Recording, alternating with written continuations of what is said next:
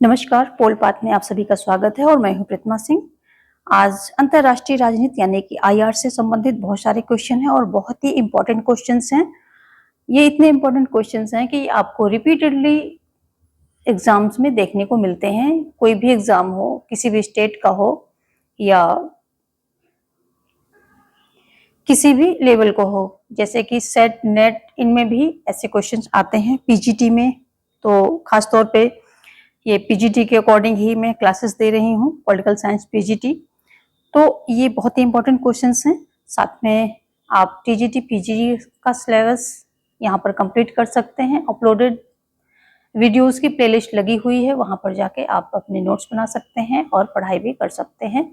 साथ में आप जो प्रैक्टिस प्लेलिस्ट लगी हुई, वहाँ से अपनी प्रैक्टिस भी कर सकते हैं। जो रिसेंट में मैं दे रही हूँ वो भी बहुत बहुत बेनिफिशियल है। साथ में एग्जाम के कुछ लास्ट दिनों में इंपॉर्टेंट क्वेश्चंस दिए जाएंगे। तो इतने सारे जो वीडियोस आपके लिए जा रहे हैं, तो इन सभी को पाने के लिए सबसे पहले तो आप चैनल को सब्सक्राइब नहीं किए हैं तो वो कर लीजिए, और आप पोलपाथ टेलीग्राम ग्रुप है उसको भी ज्वाइन कर सकते हैं, जहां पर कि इंपॉर्टेंट पीडीएफ अपलोड कर दी जाती हैं, वहां से आप अवेल कर सकते हैं। पोलपाथ के नाम से सर्च करेंगे और आप ज्वाइन कर पाएंगे। चलिए देखते हैं नेक्स्ट पहला क्वेश्चन। आज आपका पहला क्वेश्चन क्या है? अंतरराष्ट्रीय राजनीति में नव यथार्थवाद का जनक किसे माना जाता है? कौन है? मॉर्गनथाउ है, केनेथ वॉल्ज है, वुड्रो विल्सन है और थॉमस सेलिंग है। यहाँ पर वो होगा वुड्रो विल्सन। तो आंसर आपका जो है बी राइट हो जाएगा, केनेथ वॉल्ज। जो केनेथ वॉल्ज हैं, ये इन्होंने अपनी पुस्तक थ्योरी ऑफ इंटरनेशनल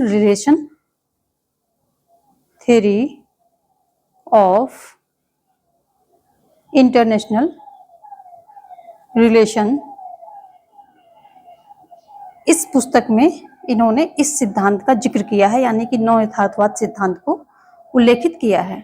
तो नव यथार्थवाद का जनक किसे? केनेथ वॉल्ज को माना जाता है। चलिए देखेंगे हम नेक्स्ट क्वेश्चन। आज आपका दूसरा क्वेश्चन क्या है? यथार्थवाद के अनुसार अंतरराष्ट्रीय राजनीति का आधार है, क्या है?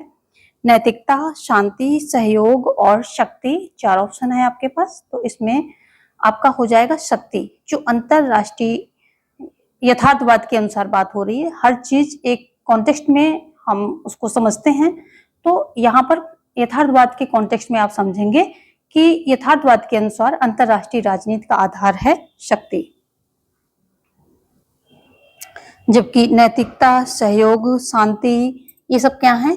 ये सब आदर्शवाद और उदारवाद के आधारों को इंगित करते हैं। नेक्स्ट देखेंगे अगला क्वेश्चन। हमारा तीसरा क्वेश्चन क्या है कि प्राचीन काल में इराक को निम्नांकित में से किस नाम से जाना जाता था? बेबीलोन, अबिसीनिया, सीरिया या मेसोपोटामिया।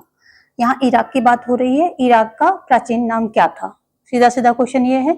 तो प्राचीन काल में इराक को मेसोपोटामिया नाम से जाना जाता था। ऑप्शन डी आपका जो है यहाँ पर राइट हो जाएगा। नेक्स्ट देखेंगे क्वेश्चन 4 क्या कह रहा है कि कब सामरिक हथियार परिसीमन संधि प्रथम एवं द्वितीय पर हस्ताक्षर हुए हैं?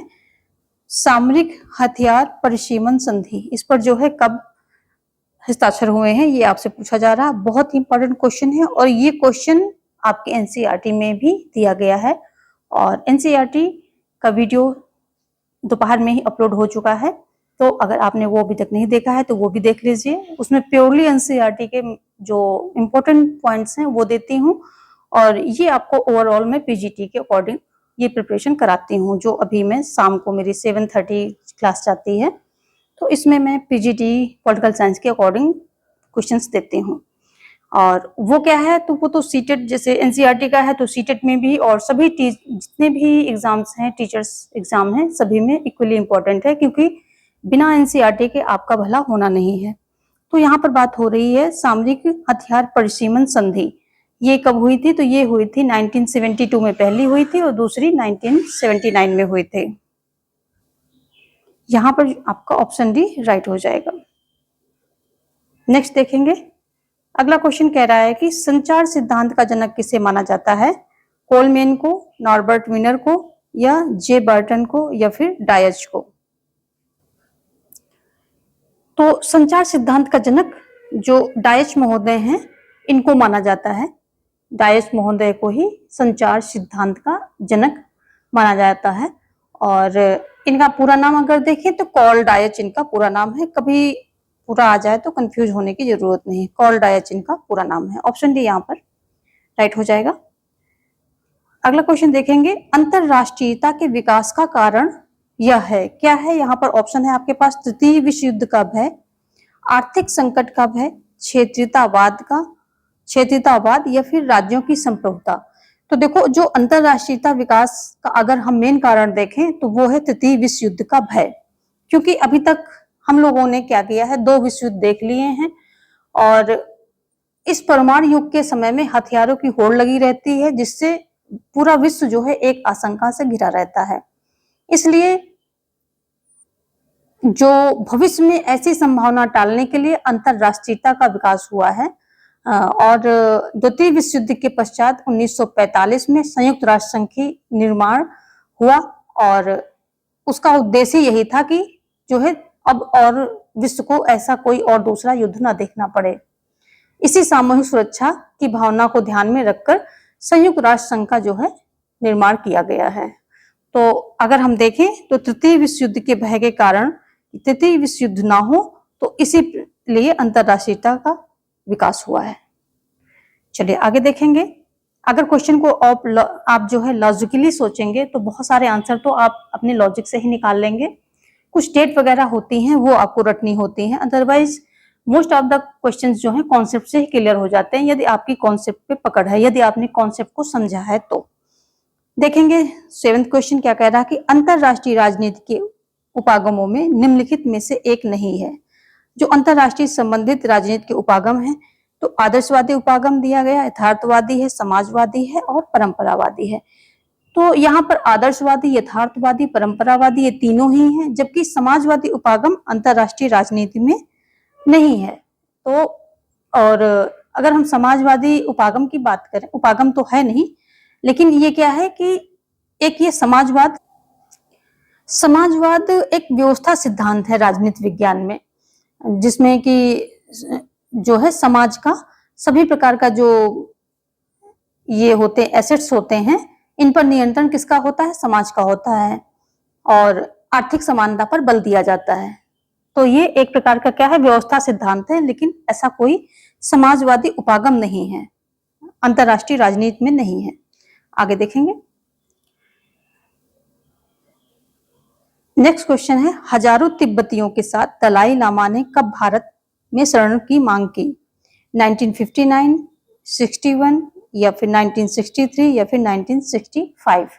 मांग की बात हो रही है, कब मांग की है? तो ये जो है 1959 में इन्होंने मांग की थी और इनको शरण दी गई थी भारत में। आगे देखेंगे। और ये सभी जो हैं तब से कहाँ? धर्मशाला कहाँ पर है? हिमाचल प्रदेश में है, वहीं पर निवास कर रहे हैं। और ये केंद्रीय तिब्बतियों का एक प्रशासनिक मुख्यालय भी है। तो यहाँ पर कहाँ है? तिब्बतियों की सबसे ज्यादा अगर जनसंख्या पूछी जाए तो वो धर्मशाला हिमाचल प्रदेश में ही आपको मिलेगी, क्योंकि जब इन्होंने शरण मांगी थी तो यहीं पर इनको निवास करवाया गया था। आगे देखेंगे। हमारा अगला क्वेश्चन क्या कह रहा है कि निम्न में से किस देश ने सबसे पहले यूएन की सदस्यता से अपने को अलग किया लेकिन फिर उसमें शामिल हो गया? कौन है? यूएसएसआर है या पाकिस्तान है, इंडोनेशिया है या फिलीपींस है? तो किसने अपने को पहले जो है अलग किया फिर शामिल हो गया? तो ये इंडोनेशिया ने यूएन के जो 60वें यानी कि 16th सदस्य के रूप में 1950 में सदस्यता ली, परंतु इंडोनेशिया मलेशिया युद्ध जो कि 1965 में हुआ था, उसके पश्चात यूएनए के द्वारा मलेशिया को अस्थायी सदस्य सुरक्षा के रूप में चुना गया था।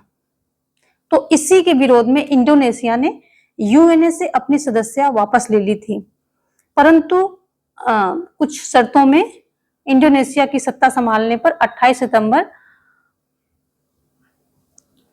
1966 को इंडोनेशिया ने पुनः यूएस की सदस्यता ग्रहण कर ली थी, जब सुहर्तो ने इंडोनेशिया की सत्ता संभाली थी।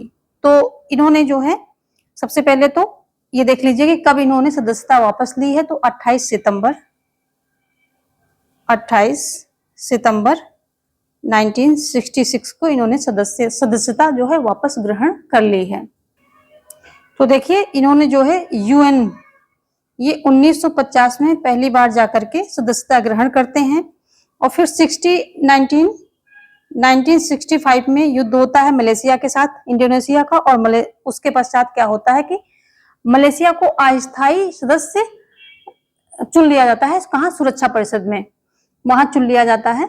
तो ये क्या करता है, उसके विरोध में इंडोनेशिया ने यूएन से अपनी सदस्यता वापस ले ली थी। 1965 की बात है। और अगले ही साल जैसे ही उनका प्रशासन करने वाला बदलता है, यानी कि सुहर्तो आते हैं, तो वापस वो उसकी सदस्यता ले लेते हैं 1966 में। तो यहाँ अलग हुए हैं, यहाँ पर सर्वप्रथम इन्होंने लिया है और यहाँ पर फिर से इन्होंने सदस्यता ले ली है। चलिए देखेंगे नेक्स्ट क्वेश्चन। अगला क्वेश्चन क्या है कि क्रूसेड युद्ध के कौन से मुख्य कारण थे? क्रूसेड युद्ध कह लीजिए या फिर धर्म युद्ध भी होता है, इसका मीनिंग हिंदी में यही होता है। तो जो क्रूसेड युद्ध है उसके मुख्य कारण क्या थे? आर्थिक था या साम्राज्यवाद था या जातीय था या मनोवैज्ञानिक था। तो जो ये क्रूसेड युद्ध था, ये इसका जो मुख्य कारण क्या था? ये जातीय था। तो ये मेनली किसके बीच में था? जो ईसाई थे, मुस्लिम थे, उनके बीच में ये क्रूसेड युद्ध था, यानी कि धर्म युद्ध था। और इसमें मेनली एक बात थी कि जो ये फिलिस्तीन व उसकी राजधानी जेरूसलम में स्थित ईसा की समाधि है, और उसी समाधि का गिरजाघर जो है मुस्लिमों से छीनने के लिए ये युद्ध किया गया था। ईसाइयों के द्वारा ये युद्ध किया गया था, जिसे धर्म युद्ध, ईसाई धर्म युद्ध कहा जाता है। तो ये ईसाइयों द्वारा छेड़ा गया था, तो ईसाई धर्म युद्ध के नाम से इसको जानते हैं। ठीक है, ईसाई धर्म युद्ध के नाम से इसको जानते हैं। और ये मुस्लिम से छीनना, अपना जो ईसा मसीह के समाधि वाला गिरजाघर था, वो मुस्लिमों से छीनने के लिए ये युद्ध, धर्म युद्ध छेड़ा गया था। और इसे 7 भागों में बांटा गया है। इस पूरे धर्म युद्ध को 7 भागों में बांटा गया है, क्योंकि ये बहुत लंबा चलने वाला जो है युद्ध था, तो 7 भागों में बांटा गया है। आगे देखेंगे, सोवियत संघ का विघटन किस वर्ष हुआ? बहुत ही इजी क्वेश्चन है, लेकिन कभी कभी गड़बड़ हो जाता है। तो ये ऑफिशियली जो इस तरह क्वेश्चन आएंगे, वहां पर ऑफिशियली विघटन तो बहुत पहले से दिखने लग गया था, लेकिन एक ऑफिशियल वर्ष आपको बताना है जब इसकी घोषणा कर दी जाती है। तो ये हो जाएगा 1991, यानी कि बी ऑप्शन आपका राइट हो जाएगा। और अगर और डेट पूछता है तो 26 दिसंबर 1991 को हुआ। सोवियत संघ के तत्कालीन राष्ट्रपति मिखाइल गोर्बाचोव ने तत्कालीन स्थापित केंद्रीकृत सत्ता के स्थान पर सख्त विकेंद्रीकरण की नीति अपनाई थी, और जो दूसरे गणतंत्र थे उनको स्वतंत्र होने की मान्यता दे दी थी। चलिए देखेंगे नेक्स्ट क्वेश्चन। अगला क्वेश्चन क्या है, निम्न में से किसने अंतरराष्ट्रीय राजनीति में गेम सिद्धांत का प्रतिपादन किया था? Thomas ceiling, M.A. कॉपलान, नार्वन वीनर या स्नाइडर? कौन थे? तो अगर हम खेल सिद्धांत की बात करें तो ये सर्वप्रथम इसका प्रयोग 1940 के दशक में गणित की फील्ड में किया गया था, मैथ्स की फील्ड में किया गया था। लेकिन राजनीति विज्ञान में अगर हम बात करें तो 60 के दशक में इसका प्रयोग हुआ था। 60 के दशक में इसका प्रयोग हुआ था। अंतरराष्ट्रीय राजनीति में इस सिद्धांत के प्रयोग का श्रेय किसको जाता है? मार्टिन कापलान को जाता है। ऑप्शन बी यहाँ पर राइट हो जाएगा। ठीक है, अंतरराष्ट्रीय राजनीति की बात करें तो ये मार्टिन कापलान ने इसमें जो है प्रयोग किया था। मार्टिन कापलान, विलियम राइकर व थॉमस सेलिंग को दिया जाता है, इन तीनों को ही दिया जाता है। और इस सिद्धांत में मेनता इस बात पर ध्यान दिया जाता है या ऐसी परिस्थिति का अध्ययन किया जाता है जिसमें प्रत्येक पक्ष अधिकतम लाभ ले और कम से कम हानि उसको हो। जितने भी पक्ष उसमें शामिल हैं उनको लाभ ज्यादा हो और हानि कम हो, ऐसी परिस्थितियों का अध्ययन किया जाता है। यानी कि ऐसे जो पॉइंट्स हैं, ऐसे पक्ष हैं, उनको रखा जाता है। और इसका नाम जो है खेल सिद्धांत के अलावा मैक्सी मिनी प्रिंसिपल भी इसका नाम है, तो वो भी आप ध्यान रखेंगे। जो गेम थ्योरी या खेल सिद्धांत है, इसको क्या बोलते हैं? मैक्सिमिनी प्रिंसिपल भी बोलते हैं, मैक्सिमिनी प्रिंसिपल, इसको मैक्सिमिनी प्रिंसिपल्स भी कहा जाता है। चलिए आगे देखेंगे। अगला क्वेश्चन क्या है कि अंतरराष्ट्रीय कानून विधि शास्त्र का तिरोहित बिंदु है। अंतरराष्ट्रीय कानून विधि शास्त्र का तिरोहित बिंदु है, ऐसा किसने कहा है या किसका कथन है? ऑस्टिन ने कहा है, गार्डनर ने, या हेनरी मेन ने, या फिर हॉलैंड ने? किसके द्वारा कहा गया है? तो ये जो है हॉलैंड महोदय ने कहा है। क्या कहा है? अंतरराष्ट्रीय कानून विधि शास्त्र का तिरोहित बिंदु है। क्योंकि जो अंतरराष्ट्रीय कानूनों का पालन है ये पूर्णतया क्या होता है कि राज्यों की इच्छा पर निर्भर होता है। इसे जो है लागू कराने वाली कोई सार्वभौमिक सत्ता नहीं होती, यानी कि कोई सर्वोपरि सत्ता नहीं होती जो इसको लागू करा पाए। ये राज्य की इच्छा है, उसको माने या ना माने। और अगर हम बात करें तो अंतरराष्ट्रीय राजनीति व्यवस्था की प्रकृति कैसी होती है? तो अराजक होती है। ठीक है, तो इसलिए जो अंतरराष्ट्रीय कानून है उन कानूनों को इसी श्रेणी में रखना जो है, जो कानून की श्रेणियां हैं, कोई भी श्रेणी हो कानून की, उसमें रखना उचित नहीं है, क्योंकि इनकी प्रकृति अराजक है और इनको कोई मानता नहीं है, क्योंकि कोई सार्वभौम सत्ता नहीं है जो इनको लागू कर सके और सबको मनवा सके, बाध्य कर सके। तो बाध्यता नहीं है, इसलिए इनको विधि शास्त्र का तिरोहित बिंदु कहा गया है। हॉलैंड ने कहा है ये बात। इसको ऐसे रिलेट कर लें, हॉलैंड एंड हित, तो थोड़ा सा आपको हो जाएगा, हॉलैंड और हित। चलिए आगे देखेंगे। अगला क्या है कि शक्ति संतुलन के स्वर्णिम काल की समयावधि क्या है? जो शक्ति संतुलन का एक होता है ना कि हर एक जितना भी कोई काल होता है उसकी एक ऐसा समय आता है जब वो पीक पर होता है, ये सबसे अच्छा समय उसका होता है, तो स्वर्णिम काल उसी को कहा जाता है। उसकी समय अवधि पूछ रहा है, तो 1815 से लेकर के 1914 तक जो है शक्ति संतुलन का स्वर्णिम काल माना जाता है। ऑप्शन ए यहाँ पर आपका राइट हो जाएगा। अगला क्वेश्चन क्या है, क्या कह रहा है कि किसको यथार्थवादी सिद्धांतकारों के जनक के रूप में माना जाता है? तो यहाँ पर है आपके सामने SJ. मार्गेनथाउ, GF. Cannon, Reinhold नायबुहर M उपरोक्त में से कोई नहीं। 4 नाम दिए गए हैं। तो जो राइनहोल्ड नायबुहर को यथार्थवादी सिद्धांतकारों के जनक के रूप में जाना जाता है। तो ऑप्शन सी यहाँ पर राइट हो जाएगा। अगला क्या है, क्वेश्चन नंबर 16 कह रहा है कि शीत युद्ध का पराभव इतिहास का पराभव था, किसने कहा था? गोर्बाचेव है, या फिर एफ फुकुयामा यानी कि फ्रांसिस फुकुयामा, डब्ल्यू क्लिंटन, या उपरोक्त में से कोई भी नहीं। तो इतिहास का पराभव, शीत युद्ध का पराभव, इतिहास का पराभव, ये फ्रांसिस फुकुयामा से संबंधित है। इन्होंने ही ऐसा कहा था और इन्होंने इतिहास का अंत लेख लिख करके जो है सनसनी फैला दी थी जब सोवियत संघ का विघटन हुआ था उस समय। आगे देखेंगे। क्वेश्चन नंबर 17 क्या कह रहा है, राष्ट्रीय हित की वृद्धि का साधन है राजनय, साम्राज्यवाद, युद्ध, या उपरोक्त सभी। यहाँ पर राष्ट्रीय हित की बात हो रही है, राष्ट्रीय हित की वृद्धि का साधन है, तो यहाँ पर सभी आ जाएंगे, क्योंकि साम्राज्यवाद से भी राष्ट्रीय हित अपना फलता फूलता है। राजनय अगर है तो उससे भी ठीक दिशा में किया जाए तो उससे भी फलता है। युद्ध में युद्ध करके अगर विजय हो रही है, और युद्ध तभी छिड़ा जाता है जब हमारे जीतने के आसार होते हैं, वहां से कुछ फायदा मिलता है। तो ये सभी जो है राष्ट्रीय हित की वृद्धि का साधन है। आगे देखेंगे, निम्नलिखित में से कौन यथार्थवादी सिद्धांत का समर्थक नहीं है? यथार्थवादी सिद्धांत का समर्थक कौन नहीं है?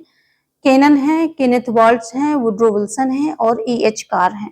तो यहाँ पर जो है केनन आपके हो गए, केनेथ वॉल्ट्ज हो गए, और वुड्रो विल्सन नहीं, Kennan, Waltz and E.H. Carr, ये क्या है? सभी जो है यथार्थवादी विचारक हैं।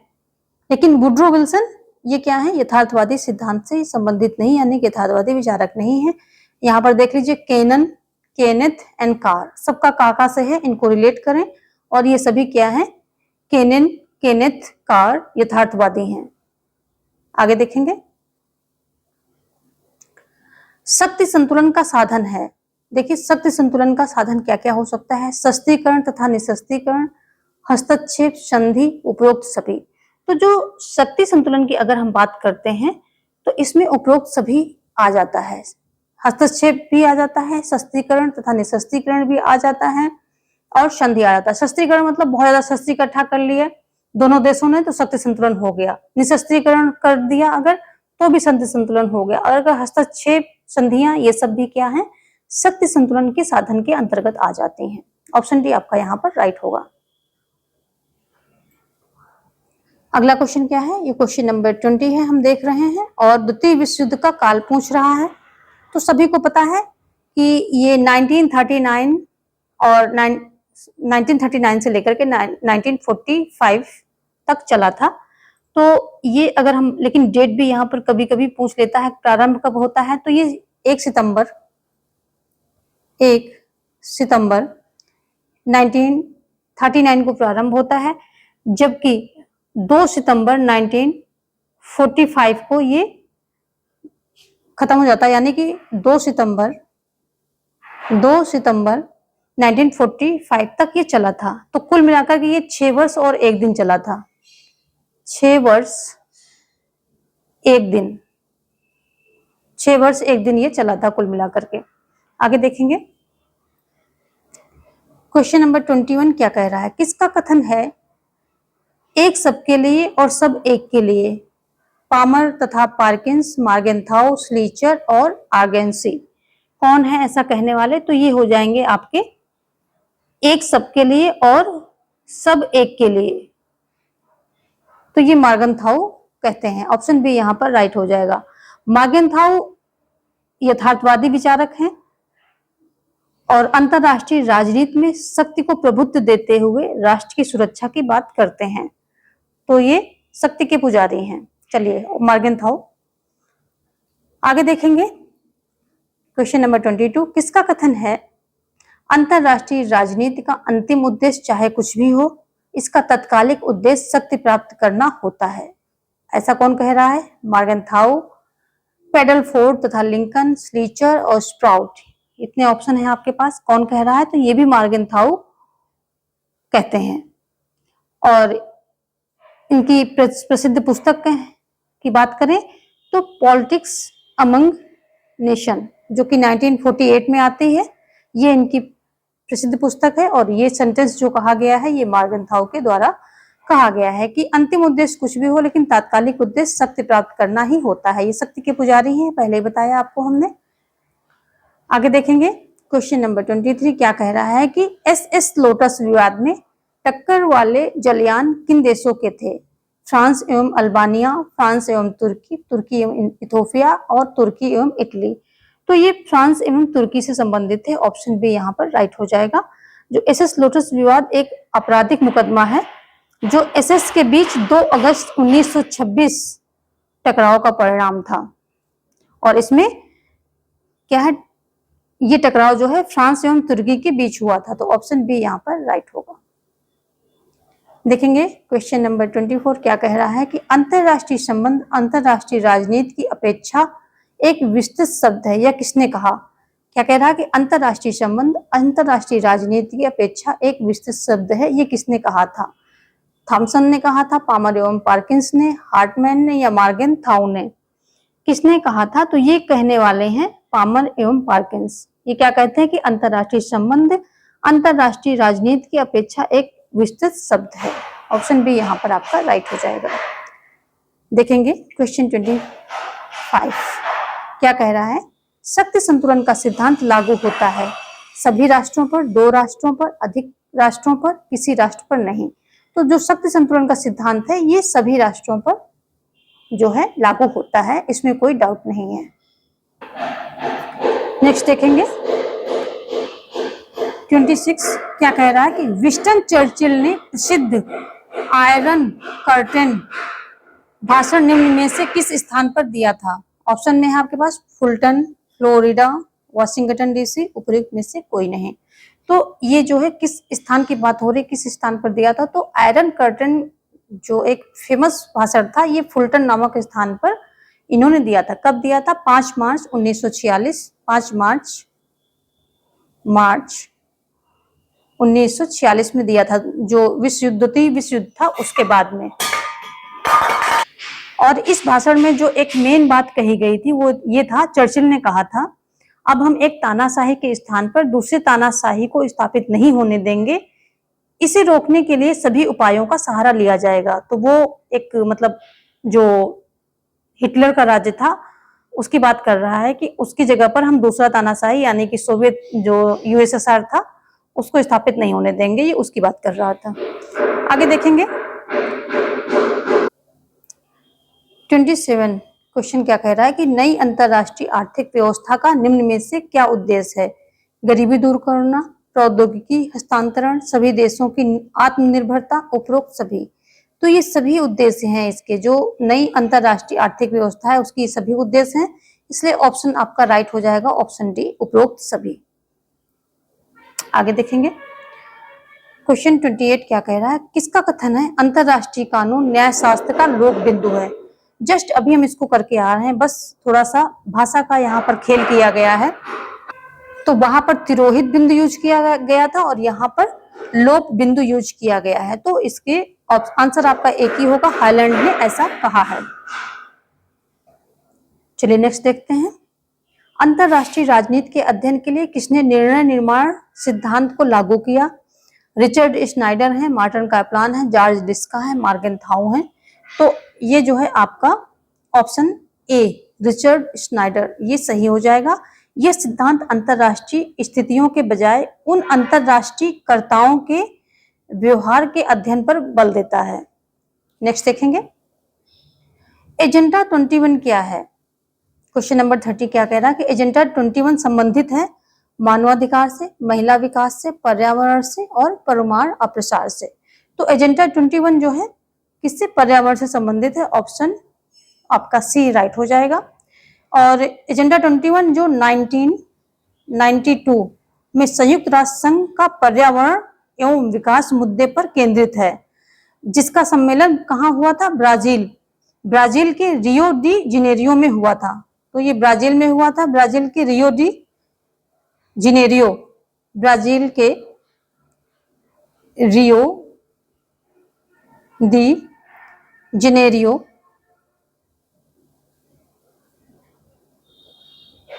जेनेरियो में ये हुआ था। चलिए, और इसका एक और नाम है, क्या है? पृथ्वी सम्मेलन। ठीक है, अगर हम एजेंडा 21 का बात करें, जो ये रियो डी जेनेरियो ब्राजील में सम्मेलन हुआ था, तो इसको पृथ्वी सम्मेलन के नाम से भी जाना जाता है, पृथ्वी सम्मेलन के नाम से भी जाना जाता है। 1992 में इसी में एजेंडा 21 जो है दिया गया था, जिसमें कुछ नियम थे जो सभी देशों को फॉलो करने थे, पर्यावरण से संबंधित थे और विकास से संबंधित थे। विकास करना है लेकिन पर्यावरण को ध्यान में रख करके करना है, कुछ ऐसी बातें, ऐसे सिद्धांत, ऐसे रूल्स और रेगुलेशन इसमें रखे गए थे। तो आज के क्वेश्चन हम यहीं पर रोकेंगे, आगे हम फिर से इसी टॉपिक को लेकर के जो और इम्पोर्टेंट क्वेश्चन है वो लेकर के आएंगे इसी टॉपिक में से। और ये बहुत ही इंपॉर्टेंट क्वेश्चन है, इसलिए वीडियो को लाइक करना तो बनता ही है। तो जितने भी लोग जुड़े हुए हैं सभी वीडियो को एक लाइक कर दें, बिल्कुल फ्री है, इसमें आपका कोई जो है पैसे नहीं लगने हैं। तो एक जो थंब का निशान है उसे क्लिक करके जाएं और साथ में अपने दोस्तों में शेयर करें। यदि अभी तक सब्सक्राइब नहीं किया है तो मेरी सारी वीडियोज पाने के लिए आप सब्सक्राइब कर लें और ऑल पर क्लिक कर लें, ताकि मेरी सभी वीडियोस की नोटिफिकेशन आपको मिलती रहे जो कि पॉलिटिकल साइंस से संबंधित है। इसमें हम सीटेट भी जो एनसीईआरटी आपका है वो कवर करा रहे हैं और सीटेट के लिए भी जो मेन इंपॉर्टेंट पॉइंट है वो दे रहे हैं। सभी टीचिंग एग्जाम से संबंधित जितने इंपॉर्टेंट पॉइंट हैं वो दिए जा रहे हैं। तो इन सभी वीडियोस को पाने के लिए, सारे इंपॉर्टेंट फैक्ट्स पाने के लिए रेगुलरिटी बनाए रखिए, प्रॉपर रेगुलर बेसिस पर चैनल पर विजिट करें और सभी चीज़ों को अवेल करें। Thanks for watching. जय हिंद।